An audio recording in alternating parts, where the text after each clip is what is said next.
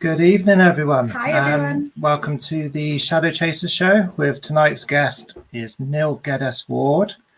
I hope you're enjoying the sunshine. It's been a lovely weekend. Beautiful weather. Hope you're not too burnt. I'm just going to wait for people to come join us on here first and say hi, and then we'll get going with the show. So we'll just wait for the comments to roll in.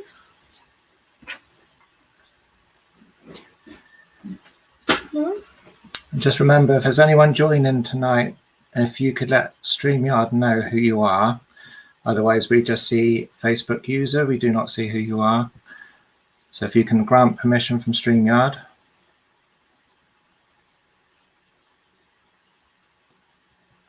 Should we bring Neil on? Bring Neil on. Yeah, let's bring Neil on. Hi, Neil. Hi, Neil. Hi, David and Jessica. How are you? Not too bad, and Very you? well. How have you been? Fine. Yeah, I'm fine. Toasting nicely in this very hot, sticky heat. We're Trying not to go out too long. Yeah, I don't want to melt too much. So, like most vampires, I'll only go out when it's a full moon. Right. Just for the viewers watching, could you explain a little bit about yourself and what you do? Yeah, sure, no problem. Well, I'm Neil Geddes Ward, as you wondered about the pronunciation earlier. We had to double check. Yeah. I'm predominantly known as an artist. I do artwork. Some people call it pagan and visionary. I kind of move in different sort of areas in the artwork, but I've done a lot of witchy and wizardy magical artwork over the years. Exhibited around the UK, Glastonbury, Croydon, places like that. But I'm also run a paranormal chat show, similar to yourselves, but it's on YouTube and also on Spreaker for the Paranormal UK Radio Network, and it's called The Paranormal Peep Show, and I co-host that with a friend of mine called Annie Chaplin. We've been doing that for about 4 years now, and we have lots of different guests chatting about the paranormal, their particular expertise or knowledge in it. And also I have run my own paranormal group, not in the sense of doing research like going out ghost hunting, but where when we were allowed to go to pubs when there weren't lockdowns, I would set up a monthly speaker who would come along to a certain pub in High Wycombe in Buckinghamshire, and rather like yourselves doing a show like this now with me as a guest, we would have a guest in person speaking to a pub audience of people that were interested in various topics of the paranormal, alternative scenes, that kind of stuff. So I ran that for a number of years as well. And I also am an author. I co-wrote a book called Faeriecraft about the world of fairies many years ago. And I'm currently writing my own book called Encounters with Fairies, Ghosts and Spirits. So I not only cover the world of the Fae to a certain extent, sightings of the Fae, but I go into spirits and ghosts and what people have had as really weird encounters with those as well. And I'm also a musician, a lapsed musician. So there's lots of strings to my bow, pardon that. Yeah. Lots of many hidden talents. Well, not hidden. I'm trying to tell everybody about them. Yeah. Excellent. It's good to have a different variety, isn't it? Absolutely. It stops me getting bored. That's right. That's the main thing. I've seen quite a lot of your paintings, actually, and they are pretty awesome. Oh, thank you so much. Thank you. Some of them are, yeah. So what got you into the artist? Because you study, is it paganism as well, don't you? Yeah, now people think that I'm a pagan, but technically I'm not. What that is that I painted pagan artwork, and the analogy I give that if I am, say, painting trains, steam engines, it doesn't make me a train driver, okay? I would just merely be painting them. And I might have a certain knowledge of how the trains are constructed and everything like that to paint them realistically. So I'm not a pagan, but I was married to a lady that was a pagan, classed herself as a pagan and witch. I got involved in the whole pagan scene for many years. And so I started to think, well, that's provided an inspiration for the kind of artwork that I wanted to do. I was into doing fantasy, new age sort of stuff. And then I started to do more witchy stuff, ritualistic kind of artwork, and then started doing fairy artwork as well. Just the subject matter and how I do them was that I'd get people to pose for me. Now, they wouldn't sit there for ages in a studio whilst I said, keep still and I paint them. With today's technology, it's a lot simpler. You can light them with lights or whatever you got, take a photograph these days with digital cameras, and take as many shots as you want, and the model then goes home and you've got a load of pictures to then work from to then paint the picture. So that's how I generally work from it. But more lately, I've been doing commissions for people, and one of the commissions I'm doing at the moment is the Titanic, would you believe? So wow. Yeah, and that's for my old school teacher from when I was at school many years ago. He tracked me down on Facebook and saw that I was still good at art, because he remembered me being an artist back at school. And so he's decided now that he wants a picture of the Titanic, because his grandfather apparently put the rivets in the Titanic when it was first made. So he has a kind of direct connection to it. So he's become a bit of a fan of that. So I'm busily painting the Titanic for him. So that's a slight difference to the pagan stuff that I've done in the past. I think I've seen some of your sketches as well on your page. Yeah, I will put sketches out there sometimes as well. Sometimes when we're working on ideas, most artists have sketchbooks and they'll sketch out ideas and compositions and things like that. But over the past sort of 15 years or so, I've been using the tool of Photoshop. Some people might be familiar with that.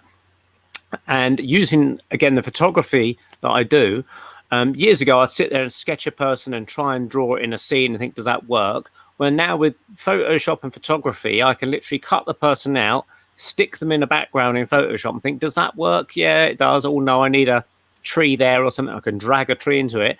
And I can work up a composited piece of artwork in Photoshop and then use that as my reference to then paint a full-blown oil painting. Wow. So where can people get hold of your paintings? Well, they can look at the artwork or some of it at my website, which is www.Neil Geddes Ward. Now, obviously, you can see my name on the screen there, but you have to stick the whole name together and you have to take the hyphen away between Geddes and Ward. So it becomes neilgeddesward.co.uk. And they can sort of see some of the artwork there. If they're interested in commissioning me or buying a print, they can find me on Facebook as Neil Geddes Ward. It's best to send a message rather than just a friend request, because I get lots of friend requests. I may not realize the connection. If someone wants to, know about artwork, just send me a message along with it, and I'll try and sort something out. Fantastic. I put the link in the comments for you. Excellent. Thank you. There we go. Yeah, brilliant.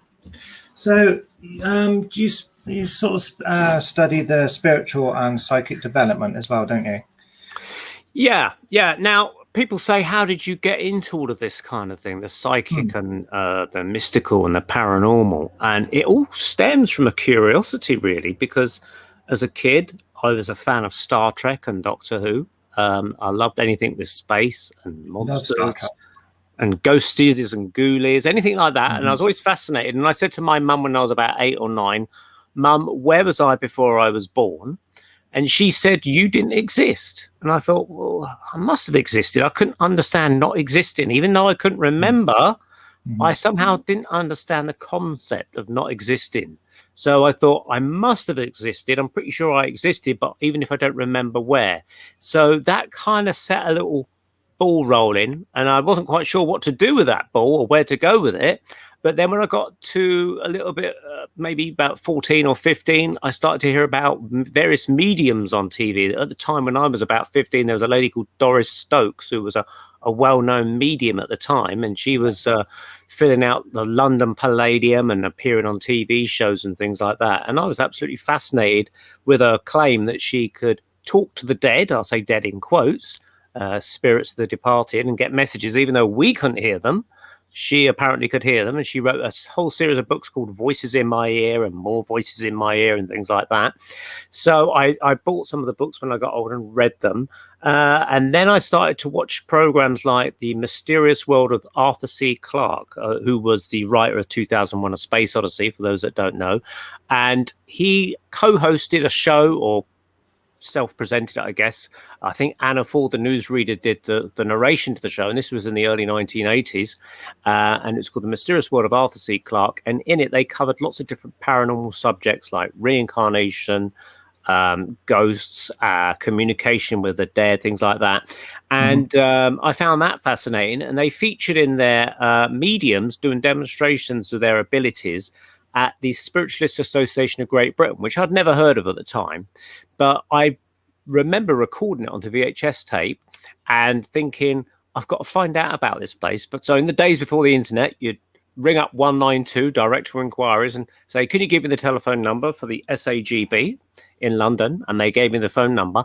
And basically, they said they could do readings for you. They arranged for private readings. So I went up there with a few friends from work, and we had a bit of a laugh and a giggle, as you do when you're a sort of teenager. And I found the whole thing fascinating. I started buying books from there and reading up on the whole thing. But one of the things many of the mediums that I'd had readings with told me, they said, by the way, you can do this. And I said, what do you mean? They said, you can do this sort of stuff, i.e. give psychic readings or mediumship. I didn't believe it because I've never made any claim that I've seen a ghost or anything like that. So I was pretty flabbergasted they're saying such a thing. So as time went on, I managed to find local spiritualist churches and joined one in Uxbridge. And they said that they were having like an open evening for anybody interested in joining a psychic developing circle, and put your name down. So I joined it out of curiosity. And after a few weeks, I found I started to get information right in my practice readings on people that I didn't know. And I thought, well, there's something to this. I'm not defrauding myself. And I'm getting information right. Am I just being a lucky guesser, or am I actually getting something right? So as time progressed, I thought the amount of times I'm getting things right is ruling out kind of chance occurrence, in my opinion. So I felt that there was something to it, and I've sort of carried on progressing in that kind of line of development ever since. That's not to say that I'm a professional medium, that I go out on stage like Derek Akora, as he used to do, or any other mediums of today.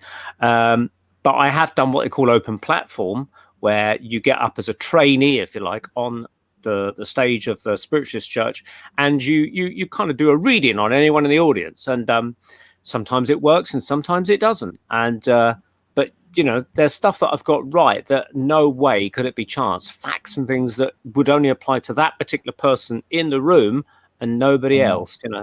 And how does that make you feel? Well, you're obviously pleased with yourself when you get it right. Yeah. Actually, part of you thinks, bloody hell, I got that right. There's part of a doubt creeps in, but this is one of the things they teach you in a psychic circle. Don't doubt yourself, because the more you doubt it, the more you block it.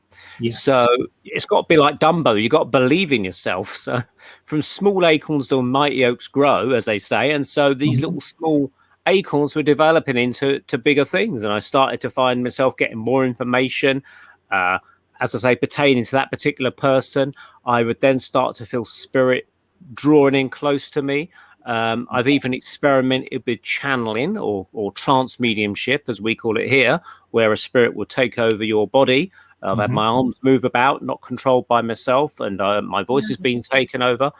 People have reported, I've never seen myself, people have reported seeing spirit faces appearing over my face. They call that transfiguration. Someone said they saw a Victorian spirit guy, complete with sideboards. The old Victorians had the sideboards appearing over my face. I thought it was Elvis, and I was all shook up. But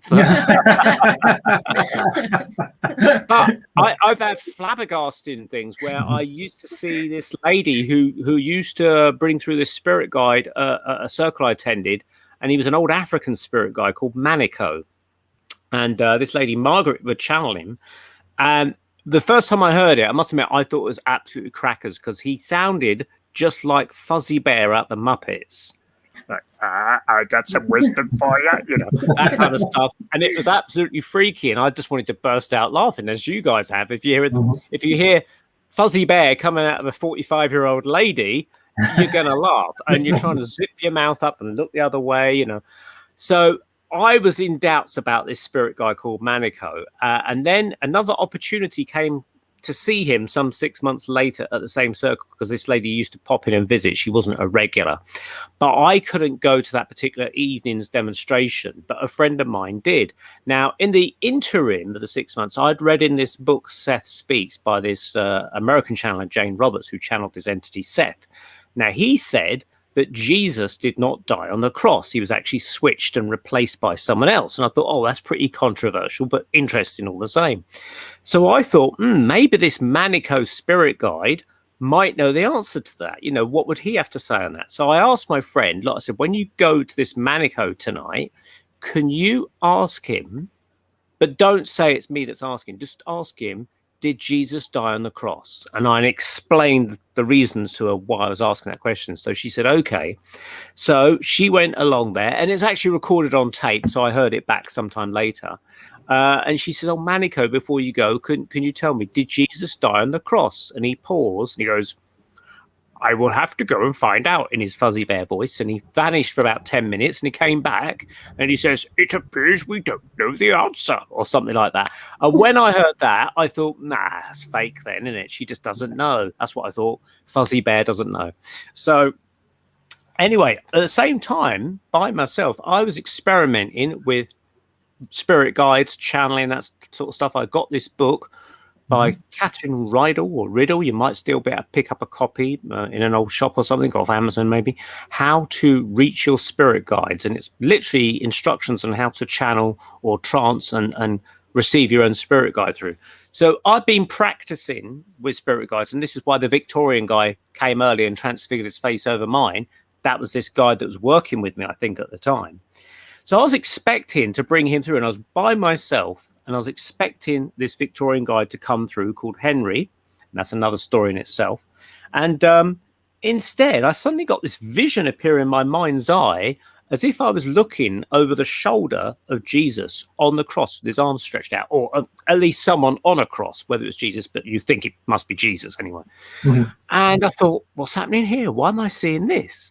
And then suddenly I felt my voice change, and it suddenly said, in the fuzzy bear voice that I had ridiculed earlier, you are the one that asked the question, it said, in a kind of fuzzy bear voice. And I thought, bloody hell, what's going on here? And then it said, this is Manico. And he actually came through me, this guy, that I thought didn't exist. I thought was completely fake. And yet this spirit guide somehow knew that I was the one that had asked this question. Even though my friend Fiona didn't mention my name or anything, he somehow knew I was one that asked the question and came not to chastise me, but just say something about it and say, you're the one that asked the question. You know, rather than Fiona, I know it's you. And he picked me out. But the shock of all that broke me out of trance because I couldn't believe it. I sort of woke up going, oh my God. So that really freaked me out. I wasn't scared by it. I was just freaked out and shocked by what had happened, because I didn't think it was possible, because I dismissed the whole thing as fake. So that's where the paranormal comes around and bites you on the bum, sort of thing. Yeah. I mean, we kind of see it from obviously ourselves, because we do well, we're trying to open up a lot more with meditation. We've been told to try and contact your guide by having a relaxed mind. We do what's known as the gateway experience, which basically is guided meditation. You sit there for about half an hour, and you go through. They kind of teach you through how to relax and things to think of. Focus,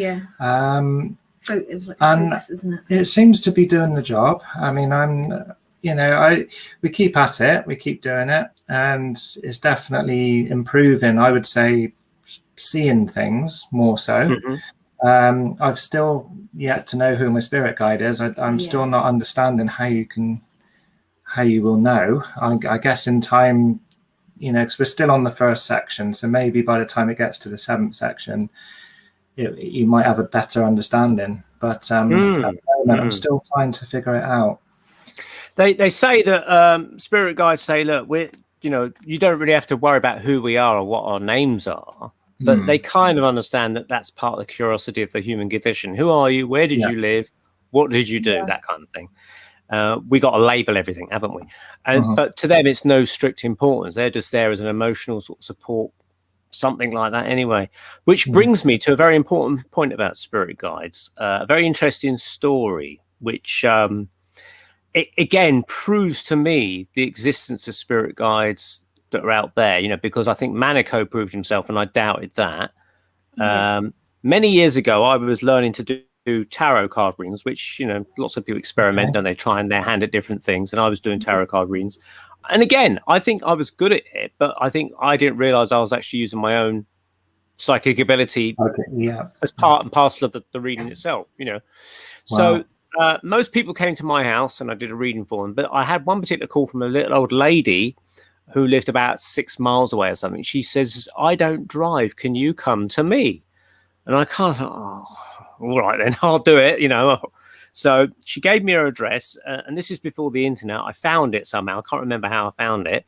And I went in there. She lived in a little bungalow, and I gave her the reading, and she says, thank you very much. That was very accurate.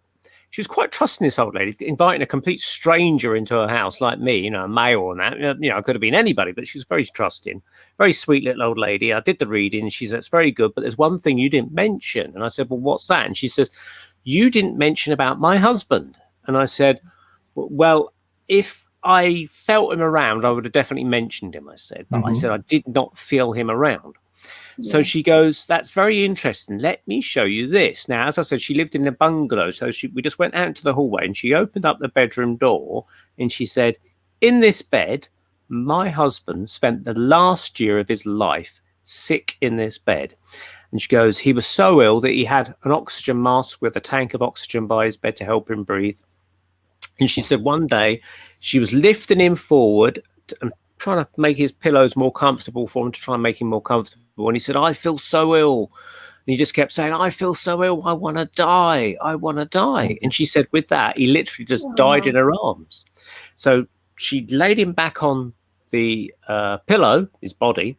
And she said, now this lady's never been exposed to any of this kind of stuff, literally apart from maybe the tarot cards. She doesn't know anything else. She said, I saw a vaporous mist coming out of his chest and it went across the room and into the airing cupboard over there and vanished. Now, she said, and I told my doctor this, she said, and he just laughed at me. She goes, but I know you won't laugh at me. She goes, 6 months later, in the middle of the night, I woke up and I saw coming out the same cupboard, and this was her words, and this was from the mid-90s, okay? She says, I saw a red Indian. Now, we might say Native American or people of the First Nations. That's the new words of today, you know. But she said red Indian. She goes, I saw a red Indian. She didn't say the word guide. She just said, I saw a red Indian. She said, complete with feathered headdress, war paint, even a bone necklace he wore, bare-chested, but she couldn't see the legs, only saw him from the waist upwards. And she said he was doing this as if trying to claw his way out the cupboard. But she said behind him, there was a man behind him, in the shadows, not so clear. And she said she saw a third person behind that man who appeared to have a hat on of some sort. But she said, I could clearly see the Indian. And he was not doing it once. He was doing it every single night. He was trying to come out of this cupboard, the airing cupboard. And she says, what do you think's happening? And I said, well, I thought, my God, it's a shame the doctor laughed. But I did kind of want to laugh secretly. And I was trying to stifle my laugh because at the time that she's telling me this, there was a book that had just come out called The Indian in the Cupboard. Because I've seen it in the papers, like people reviewing it, and they made a film out of it. And I thought, oh my God, how bloody awful that it had to be around this time. So anyway, I said, I think what you've seen there, I said, I bet your husband never believed in any of this kind of stuff. And she goes, no, he thought it was rubbish. And I said, well, I think that's the reason. I said, what you've seen, I said, I think you're very psychic, but you don't know it. I said, what you saw as the mist coming out of his body, I think that was his spirit or soul or whatever you want to call it. That was his consciousness rising up. And I said, it went into the cupboard. I said, now the reason it went into the cupboard, I said, it acts like a portal, or I simplified terms for her. I said, it's like a revolving doorway in a hotel lobby. I said, you can go in it, but you can come out of it. And I said, because your husband did not believe in this kind of thing, I think he didn't have a great understanding of how to come back by himself. And I said, I think that spirit, and I explained spirit guide to her, and I explained what they were. I said, I believe that spirit was trying to bring your husband back. And I said, I think that was who was behind him. And she goes, but it's happening every night. What shall I do? I said, well, try asking him questions. What do you want? How can I help you? What do you want to say to me? Anything like that. I said, and if you still can't get any success with it, I said, ring 2 numbers. One is the Spiritualist Association of Great Britain that I mentioned earlier, 192. Or I said, there's the College of Psychic Studies, again in London, again on 192. ring them up, tell them exactly what you told to me, and ask for help. And after that, she said, thanks very much. And I drove home, not wanting to look in my rearview mirror as I drove home. Now, that's interesting because she'd never heard of spirit guides. And yet here she was seeing a classic spirit guide. And people wonder why. Well, why are they Native American Indians? And the reason that I understand, anyway, I mean, people may have different opinions, is that the spirit guides that tend to come through tend to be people who on Earth were quite spiritual themselves. So sometimes they might be monks, or they might be nuns, or they might be wise Chinese men. But a common majority of them seem to be Native Americans because they lived or tried to live in harmony with nature. They did worship their version of God, the Great Spirit, or something like that. But they always thought about, when they made decisions, 7 generations ahead. How does it affect the 7th generation beyond the next generation? They tried to make long-term decisions. And so they lived in harmony with nature. And so therefore, when they die, I think they go up to the next level than the average Joe as such, like us. I mean, we might go up there eventually, but we're not quite as advanced as them on that sort of thing. We're still quite materialistic, but I think there's perhaps a shift in consciousness with certainly people like ourselves anyway. So yeah, I think that's why most spirit guides tend to be Native American Indians. But as we heard from Manico, he was an African guide. So it's not always the rule of thumb. But in a lot of seances that I've heard, particularly materialization seances, it's mostly spirit guides that tend to materialize and come out of seance cabinets. And I can talk about those if you want, if you wonder what a seance cabinet is. Go for it. Enlighten us. Yeah. Okay. And good evening to those people. I'm fascinated with all this. Okay. Well, as I said, we've had Derek Acora, there's Colin Fry, Doris Stokes, all those kind of mediums. Now, Derek Acora, I didn't really think was a good medium, to be honest. He was pretty bad, but this is a name that most people would recognize as a medium. They go around on stage and they do what's called clairvoyance, their mental mediumship, just like I've done on an open platform. You pick up psychic stuff, images in your mind, and you relay it to the person, hope that it might mean something. Now, there's other kinds of clairvoyance or mediumship. There's clairvoyance, which is to see. That's where you see images. There's clairaudience. That's where you hear. There's clairsentience. That's where you can pick up things like smells and things like that. Sometimes you get them all happening at the same time. So you have to kind of listen to all your senses and think, oh, I'm smelling beer. Did this person drink beer that I'm communicating with? And things like that.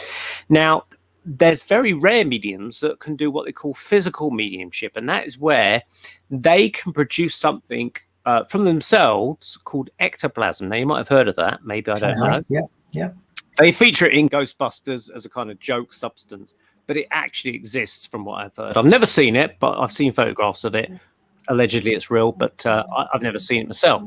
However, there's many people who have documented touching it, feeling it, seeing it develop into forms. Now, many mediums in the past have had this ability where they would go into a trance, but they'd have to do it in light sensitive conditions. So if you think in the old days of when we had filming cameras rather than digital cameras, when you wanted to develop a film, you'd have to go into a dark room because the film was sensitive to light. If you opened up the back of the camera, the daylight would get it and it ruined the film. So you always have to roll it up and protect it from the sunlight and then develop it. And then switch on infrared lights where it can develop and you can see what you're doing.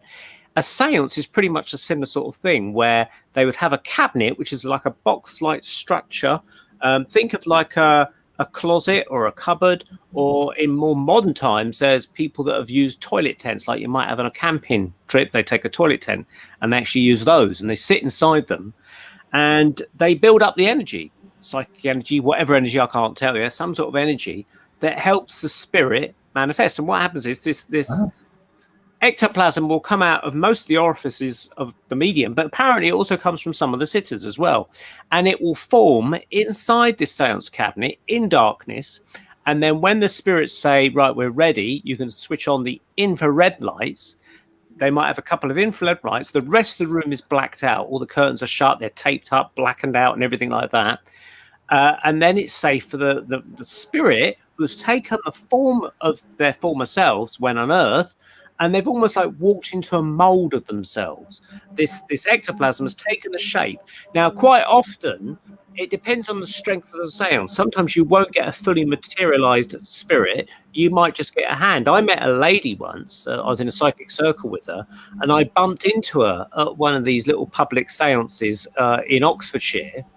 And I recognised her. I said, "Oh, hi, how are you?" Blah, blah, blah. So I said, "Have you ever seen anything like this before then?" She goes, "Yeah, once I was at a seance and was all sitting around a table, and the medium sat there and he says, right, keep still, everybody.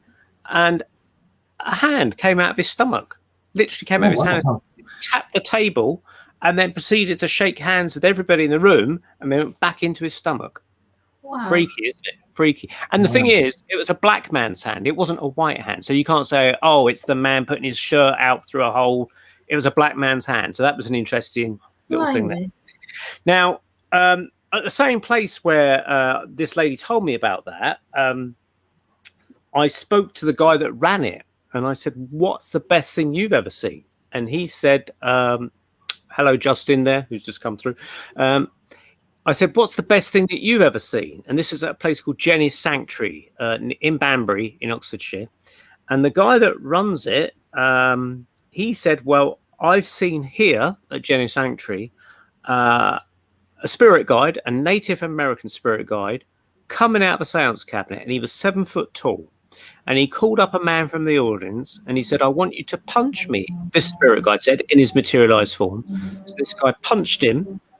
And the spirit guide says, now do it harder. So this guy thought, okay. So he punched him harder in the chest. And he says, now do it harder. And he punched him as hard as he could. And he said, now I want you to punch me as hard as you possibly can. And he thought, all right. So this guy, he punched the spirit guide in the chest as hard as he possibly could. And the spirit guide did not wobble at all. Didn't flinch, didn't go ouch or anything. And then he said he saw the spirit guide just go and disappear into the floor. He just vanished, just showing that he was once solid and then he disappeared into the floor. And that happens a lot in these seances. They sometimes grow up out of the floor or they disappear into the floor. They can float up in the air, things like that. So I've never seen anything like that. No, I haven't. I'd love to see it, but it's a very rare phenomenon. There are mediums that still do it, but they do it in controlled conditions, and they're very distrusting of people to a certain extent. The reason being, it's quite a dangerous thing to do, apparently, because in the past, there's been mediums like Helen Duncan, who was a famous wartime medium during the 1940s. She was Scottish, but she operated in the south of England a lot of time, particularly near Portsmouth. And she actually got in trouble with the then government, which is Churchill and Co., and the police. And what was happening is that sailors that had died on warships being sunk by the Germans were materializing in her seances as physical beings, walking out of the seance cabinet with their Navy uniforms on, with their hats on that say HMS whatever. And people said, I didn't know that ship had sunk. And the Ministry of Defense, or the War Ministry, or whatever it was called at the time, did not want people to know that their ships were being sunk because it hurt the morale of the British. And word was getting back to the Secret Services that Helen Duncan was bringing back dead sailors who were blabbing about dying on ships, and they didn't want people to know about it. Now, the interesting thing is that they weren't interested in the fact that the phenomenon of life after death existed. They just didn't want these dead sailors blabbing about losing the war. They didn't be interested in the higher dimensions of life at all, which I would have thought would be a much higher thing to investigate. So basically, they put her on a trial of witchcraft. They said that, you're a witch, blah, blah, blah. That's the only thing they could prosecute her under, the old Witchcraft Act of the sort of 1600s. So she was the last witch, technically, to be prosecuted, or even though she wasn't a witch, it's the only thing they could shut her away for. So she was actually put in prison for 9 months. But one of the things that went wrong with her and how she was ill-treated was that they had sort of Secret Service agents, if you like, in the seance, and then they switched on a light or pulled the curtains or something, and of course, during that kind of sensitive seance, the ectoplasm flowed back into it and can cause a whiplash effect, and it can cause internal injuries and things like that. And it made her quite ill. And they're shouting fake and fraud and switching on the lights, and it's actually the worst possible thing you can do. So in today's modern world, they've learned lessons from that, I think. And there's people like David Thompson, Scott Milligan. These are the people that I know that can produce this sort of stuff, that they will go into trances and that, but they will invite people, or they'll want to be known to you somehow. They might say, you can come to see a demonstration of mine, but you've got to attend one of my workshops or a couple of my workshops first. So I think that's so they can build up a level of trust about you, knowing that you're not some news of the world reporter or policeman or something like that that's going to do mayhem. They have to be very carefully selective, because it is this dangerous thing, and it can cause death to the medium, not maybe straight away, but maybe later on. And Helen Duncan allegedly died of her injuries. She never recovered from them. But I mean, there was fascinating cases of materializations happening in earthing. I mean, people have testified on the website, the Helen Duncan website, where although it's cried foul and things like that, she was accused of having two stomachs like a cow, where she was supposedly swallowing muslin, and then somehow regurgitating up into the shape of a human. This is what people said, which of course is rubbish. People said they've seen a Scottish Highland piper coming out of the seance cabinet, you know, with a great big pipers thing and bagpipes, and a Scottish Highland pony coming out with him, and the pony was like ponies do. So how can Helen Duncan swallow a whole Highland piper and a Highland pony and regurgitate him? I don't know. Blimey. We've seen Gary Fields, who's on our team, on the Keep Paranormal team. When he's done his trances. I've witnessed it on Jess, because he's done a few trance things on Jess, and I've seen it in person, and it is absolutely incredible to watch. How he can. I can't say how I answer some of the stuff that he asks. It's incredible. There was one, we were at Full Stash, Tudor Road, and I was on the stairs, and I physically couldn't walk up the stairs. Like, I felt like I was on a ship. I could not walk up the stairs. I couldn't even lift my foot to get the next step. Wow. It was really weird. He put you in a trance of a drunk man who haunts the building, and he said you won't be able to walk up the stairs. And just I seen her trying to walk up the stairs, and she couldn't actually walk up. Physically couldn't do it. I don't know how he does what he does, but it's absolutely incredible. Well, it sounds like hypnotic suggestion. Sounds like it. I'm not saying it is. Yeah, that's one thing I said to you, wasn't it? It sounds like it, but that's not how he. When he explains it to you, he doesn't use hypnosis. So I have asked him that, and he said he doesn't use hypnosis. He draws the spirit close to the person, clicks his fingers, doesn't he? He does something like the bond between like your aura and theirs. And their aura, he breaks it, brings it together, and then click his fingers to separate the aura. It's very, very interesting. It all interests me, because, like I said, we've been trying to. I'd like to be like the investigator that can sense a lot more than what I actually do. A bit more, not a medium, but a bit more psychically sensitive, maybe. Sensitive, yeah. That's not I think that medium. You could. I mean, I don't know how it's going to go with lockdowns and things and spiritualist churches and developing circles, but I mean, how I developed was in psychic developing circles, and that seems the best way of doing it, because you get in the education of hopefully an experienced tutor, someone that knows a lot more about it than you and tells you what to do, not what to do, and it gives you a number of people to practice on as well. But obviously that has its limits, and this is why they do what they call fledgling evenings, where you would be taken out to a church, say, somewhere where you've never been before, and you're doing readings on people you never know. And this is where it really puts your skills to the test and things like that. So that's how I would maybe, do that kind of thing. If you want to sort of tune in and practice on readings, practice on people you know, first of all, but it's because you know them, you kind of think, no, I'm not sure if that's right or not. It's when you start practicing on people you don't know. And see what happens. I've seen a few spirits lately, last couple of months or so. I've actually physically seen them and described them in the street. They're wearing like Victorian clothing. That's interesting. I'm actually seeing them now, and it's only ever since doing the meditation that I've started seeing these apparitions, and what I would class as an apparition. I don't really know what I'm seeing, but they're just disappearing. Do they see you? Do they acknowledge you? This is the thing. I think Kieran asked me this one. No, they seem to go about their own business. Yeah. And I kind of, like I said, a few times I've actually stopped and slowed down where I thought they were going to cross the road and step out, and then they disappear. And I'm thinking, have I just seen this, or was it just a daydream or something? I don't know what to make of it. And I also saw one again last week. I saw one just driving down the road, actually, from where we are now. There's a woman coming towards me, walking up on the pavement, and as I drove past, she vanished. Yeah. Well, it reminds me of Harry Martindale. Do you know the case of Harry Martindale? No. You might know it as I tell you it. Certainly, maybe some of your people in the chat box and people listening might be familiar with it. Harry Martindale, I mean, he was a policeman in his lifetime, but before he was a policeman, he was an apprentice plumber. And he worked for the plumbing company in York.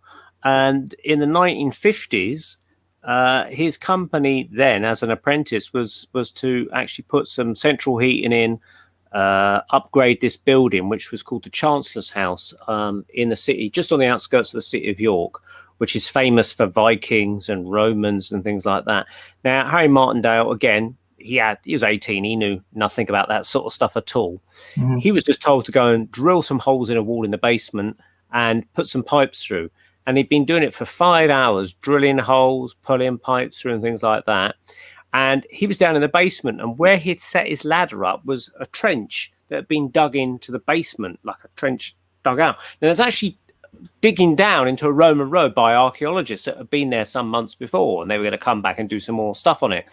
But he didn't know that. He didn't know it was an archaeological dig. He just thought, oh, I can put my ladder in there and wedge it against the wall of this trench so it won't wobble when I climb up the ladder and spend all day drilling these holes.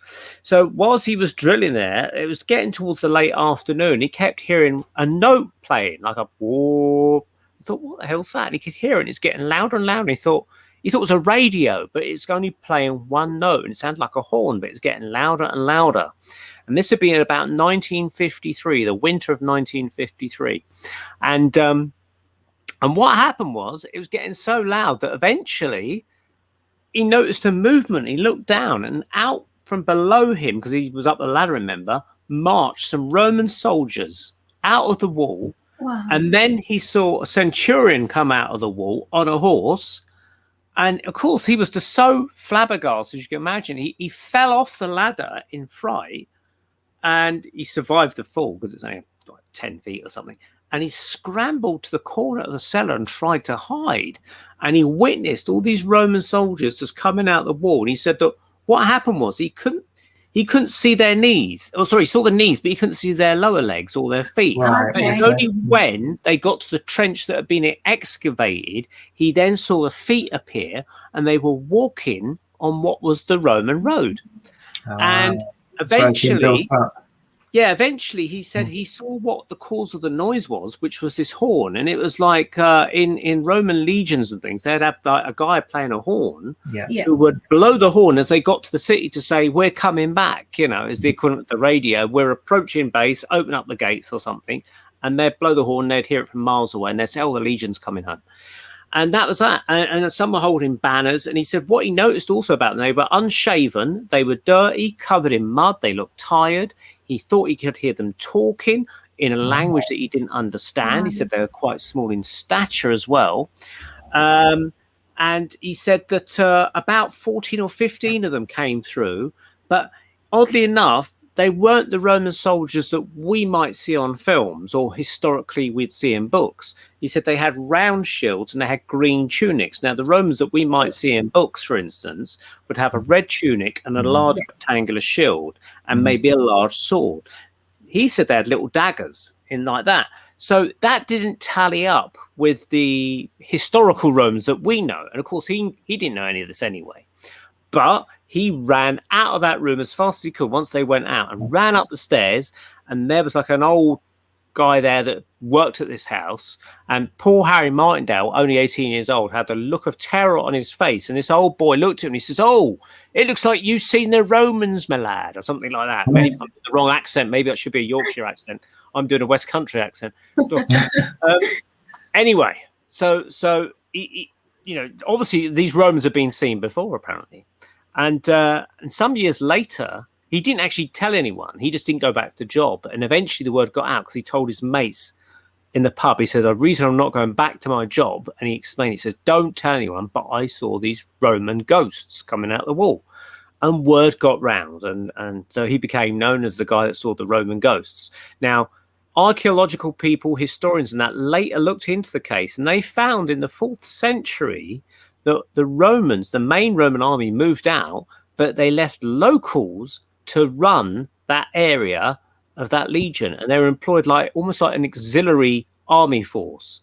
And so they weren't given the full Roman shields and the big Roman swords and stuff. They were given namby-pamby little round shields and tiny little daggers and green to separate them from the main Roman army, because they're an auxiliary army, you see. And so he was describing something that was quite accurate for the time, but he didn't know it. So this is why it's such an interesting case. Now, in 1957, at the same place, there was a lady who was like the housekeeper of it, and it was her job to go around locking up all the doors, checking everything's locked, and she looked down the cellar and she heard a noise, and her dogs ran down barking and barking, and she too saw Roman soldiers coming through the cellar. But this time she saw them all on horses, so it wasn't like a repeat, it wasn't like a recording. It was a different scene, but possibly the same Roman soldiers, and they were coming through on the horses or leading the horses. But again, she described them, and this is in her winter of 1957, maybe February 1957. Harry Martindale saw his in the October of 1953, and then she saw it in February, and possibly a month after that, she saw them all asleep on the horses. The horses were leading them back to base, but all the Roman soldiers were asleep on the horses, again covered in mud. So it leads me to wonder, rather than being ghosts, as in the sense of they're dead people and you're seeing their spirits that are clinging to the earth, which seems a bit of an outdated kind of idea, that somehow they were peering through time. And Harry Martindale was in his winter of 1953, say it was a Monday. He was seeing a Monday in the 4th century AD, in that winter of the 4th century AD, of the Roman ghosts, and he just happened to have a window on that scene as it happened in the past. But the past is not really the past, it all happens at once. Time is simultaneous, so they say. So he was seeing them as it happened, and it's like, you know, you saw your Victorian people walking across the street. They weren't aware of you. They seemed to be going about their business, and it's exactly what these people do, and going about their business. It's just a level of detail as well, and you're describing like the mud on their faces. And but this is what leads me to think that they were seeing them in their winter time, because you don't get mud in the summer. In fact, it was so warm in York around that time that you could go grow grapes up there in the summer. So you're only going to be seeing mud when it's rained, and it's more likely to be raining in the winter. And they marched on unmade roads and got splattered with mud with horses and things like that, training, practicing, whatever. And they're all splattered with mud. They've been out for a couple of days because they've got, you know, they're not clean shaven and things like that. And again, in each case that they were seen later on by the housekeeper some 7 years later, the Romans were still covered in mud, but doing slightly different actions, which leads me to suggest that because she was seeing them in her wintertime, she was watching them again in the wintertime. Had she seen them in her summertime, she might have seen them in a very different kind of light, clean shaven, clean clothes, no mud on them, that kind of thing, you see. So, it's Harry Martindale and the Roman Ghosts of York. There's a few stories lurking around on the internet on YouTube. You can find out about that. Look at that. We just had a question come in. Justin Clifford, have you heard of the skull experiment? Skull experiment. Yeah, I have indeed, Justin. Thank you. That's an interesting question. Skull is a village in I always get the counties muddled up. Well, it's I know the county, but it's on the top of my tongue. I can't remember it, but it's a small little village. Now it's gone. The county's gone, but basically it's in the early 90s, late 80s, early 90s. There's a couple of mediums plus Robin Foy and his wife and a few other people, and they would go down into their basement, ironically, and they would be doing meditations, tuning in to spirits and things like that, and they were getting lots of physical effects. And some of the mediums would go into trance and bring through spirits who would say, try this, try that. one of the experiments I recall was in those days, again, they were using rolls of film rather than digital cameras. They would say, go and buy a roll of film from a chemist, bring it back in the box, so it's in your Kodak box, all nicely done up, put it on the table, and at the end of the seance, take that film and get it developed. Don't even put it in a camera. So they take it to the chemist, still in its Kodak box, break the box open, and then it's in a little plastic tub, and they say to the chemist, can you process that film? They'd get it back maybe a day or two later, and they'd look at the film, the negative, and it was almost like writing was appearing on the actual roll of film. And they saw writing that was signed by famous people that had once lived on Earth, people like Marconi, I think, or people that developed the radio. There's even famous people, but it was almost like the Bayer Tapestry, the drawings they'd put on there on this film. And yeah, it was a sealed box that no one had tampered with it whatsoever. They brought scientists in there, they brought magicians in there to try and replicate or try and explain it. They couldn't explain any of it, and they were getting things appearing like aliens on small screens.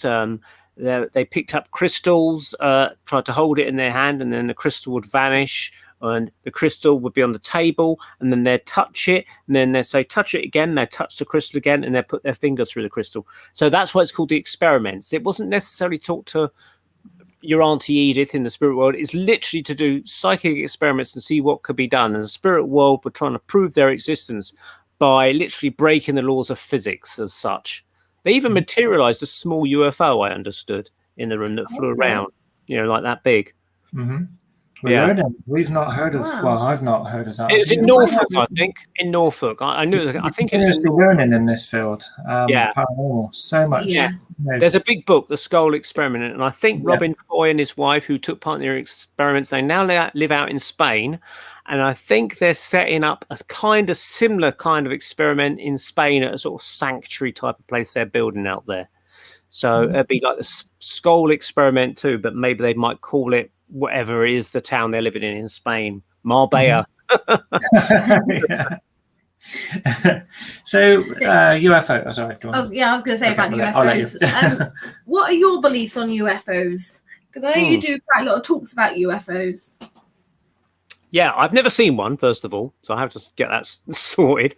Never seen a UFO, but I've read lots of books about it, seen lots of documentaries, met people. I mean, last week I was at the Bases conference in Wiltshire, and I met a guy there, nice chap called Nick. He was wearing the whole time virtually a little cycling helmet, and I thought it's because he came on his bike, but it turned out he came on the train and then he came on a taxi. And I sort of saw him in the lane as I was driving there in the pouring rain. And I didn't twig that he didn't have his bike with him, but he had a bike helmet. And then I was chatting to him later on, and it turned out that he said he's been there when they brought down 2 UFOs. They've been deliberately brought down by the military secretly. And they're using him, apparently, because he's got a telepathic communication with them. He is like the bait for the UFOs to come and try and communicate. And then the military follow him, and they've got these, what he described as laser cannons, disguised as something else so that people don't see it as like a laser cannon. It might appear like a something, I don't know, that looks ordinary, but it's actually a laser cannon. So he says they even be fitting them into these aircraft now. And it disrupts the field around the UFO and brings it down. So he said that's happened twice, that he's been used by the military to bring down UFOs. So I thought it was an interesting tale. So, I do believe they exist. Many people I've spoken to have seen them. Some people have taken photographs of them. And one of the other talks was by Dave Hodrian when I went to the conference at Bases last week. Now, I know Dave Hodrian because he's done a talk for my group in High Wycombe. And we've also interviewed him on our own Paranormal UK radio show.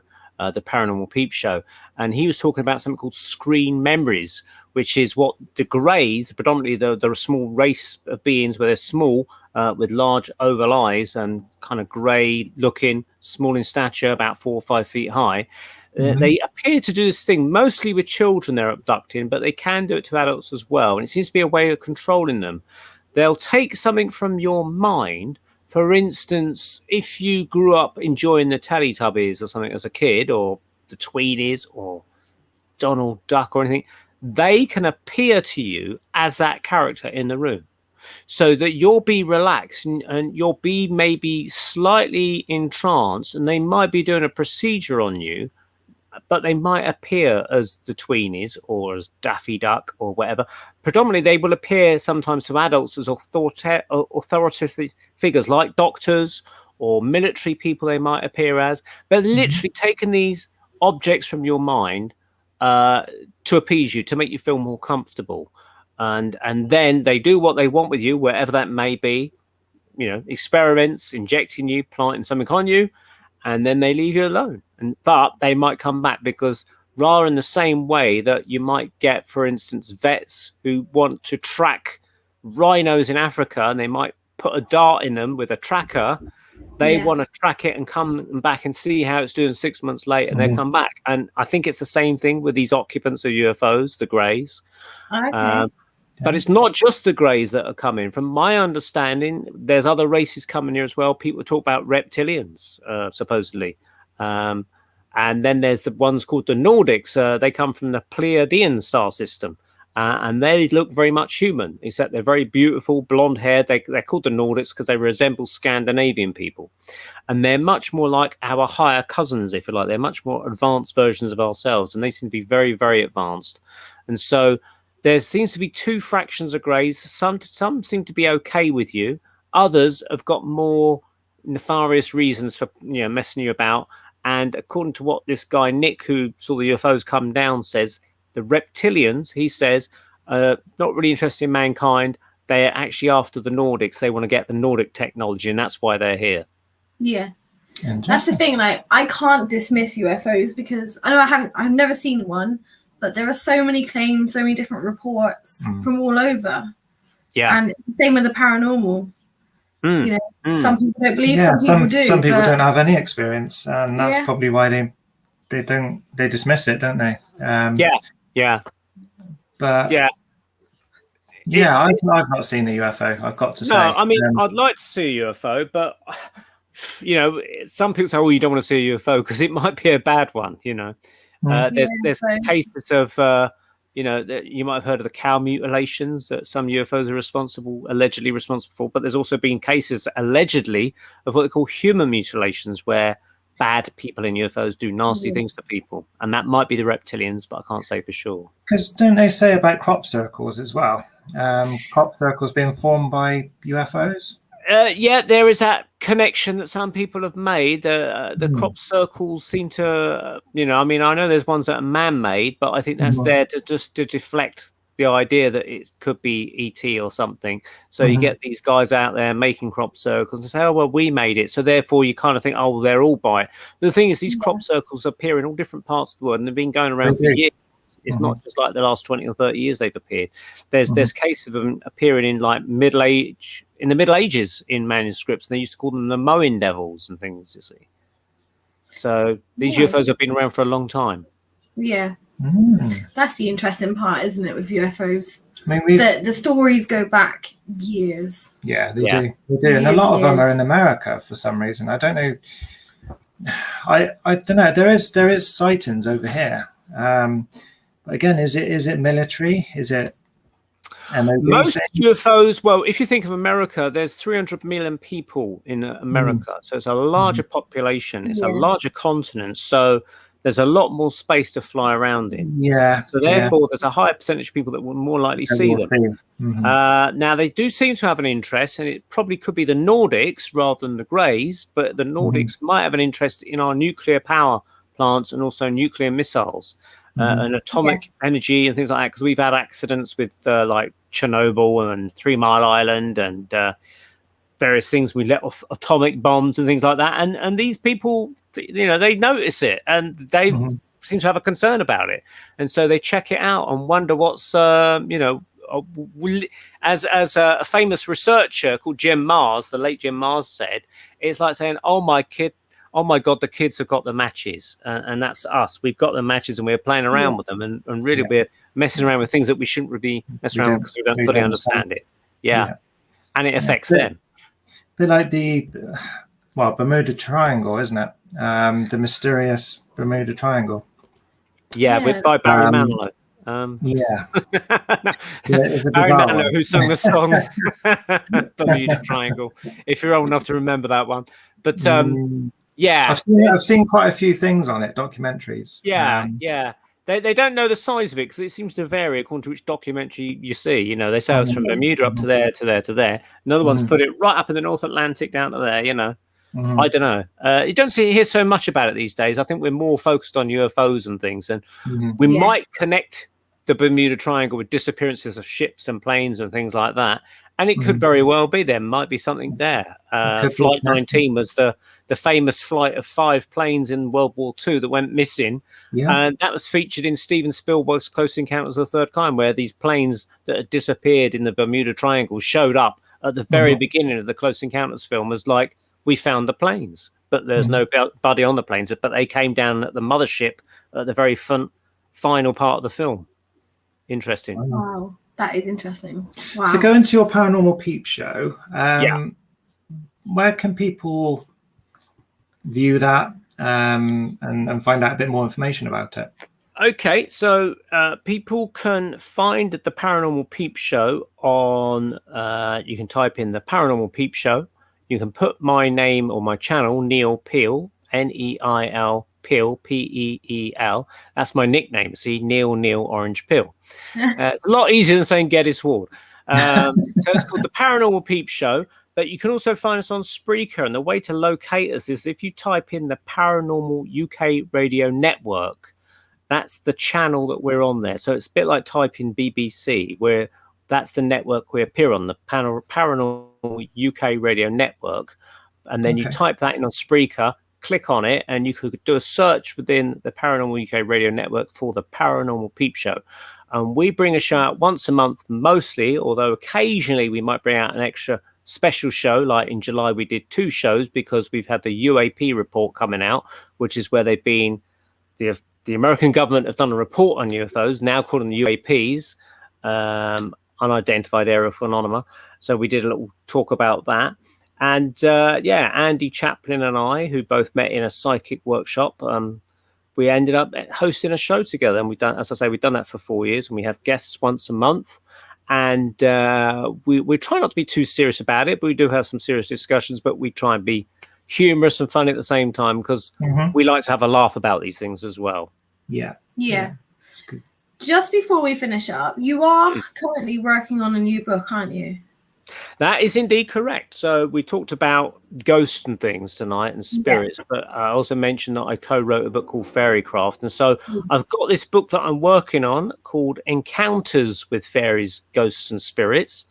I'm in the final chapter. So I'm in the closing stages of that. I can't say exactly when it'll be out, but it might be out later this year, maybe October, November. I don't know, but we'll see. Okay, brilliant. Okay. Will that be on Amazon or would that be on your website? Possibly on Amazon for sale. Certainly, I'll try and get it. It might be a self-published one, but I'm certainly going to be looking out for a publisher or an agent soon. So if a publisher gets hold of it, they might demand changes or something like that. So in other words, it's then at their whim of when it comes out. They might withhold it until, say, next year. Or, I mean, the book's almost ready to go, so they might have a few changes and say, yeah, let's get it out for Christmas or something. I don't know, but we'll see what happens. So what's your thoughts on the Fae and imps and things like that? Well, yeah, I mean, I think that they do definitely exist. Again, like there's too many reports not to dismiss them.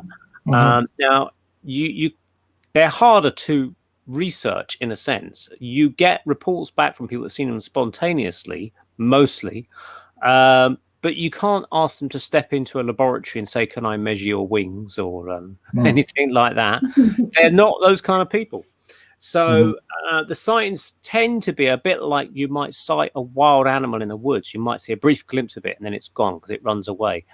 But people have seen these things. They appear to be small, sometimes humanoid looking, sometimes half animal looking. And they don't all appear like Tinkerbell, let's put it that way. They don't appear to be nice, sweet little things that are going to wave a magic wand and grant your wishes. That's a very Disneyfied version of it. Some of them could be pretty nasty. And just as wild animals can bite you, the Fae can bite you as such. Yeah, they even say about imps, don't they? Being elementals. Yeah. You're meant to respect them, and you don't take advantage of them. Yeah. But allegedly, I've never tried it. Allegedly, they don't like iron, so you can defend yourself with iron. They don't like iron. It's a bit like kryptonite to them, I think. I don't know quite how but you might throw an iron bar at them, or surround yourself with bits of iron. They won't get you. I don't know, but iron seems to repel them, or some of them at least. Oh. It's interesting. That is interesting. Yeah. Wow. Yeah, I'll be looking forward to your book then when that comes out. That's another one for our collection. Be a good read. Lots of interesting cases in there. So maybe another time I can tell you some. Okay. Yeah, definitely be a good read. So I've put your website up in the comments. I'll just put it on the screen so everyone can see it. Yep, I can see that there. That's great. Thank you. Yeah, that was an interesting chat. That really was. Thank you.